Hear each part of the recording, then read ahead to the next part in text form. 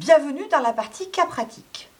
Un seul et unique cas pratique à faire pour ce cours, mais vous allez voir qu'il est particulièrement important. En effet, on vous demande de mettre en place le plan de développement des compétences d'une entreprise. Pour ce faire, n'oubliez pas de regarder les points que nous avons vus ensemble dans le cours précédent, et notamment toute la partie budget.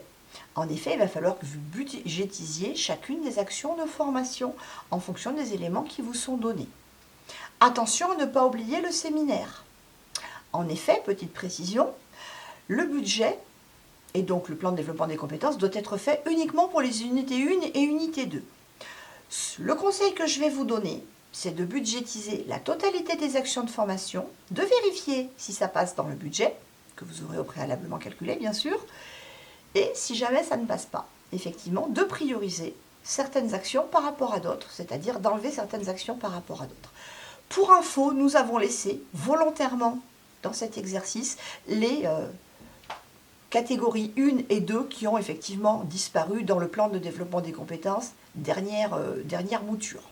Nous les avons quand même laissés pour info, pour que vous sachiez effectivement si c'est une action d'adaptation ou une action de développement des compétences, tout simplement.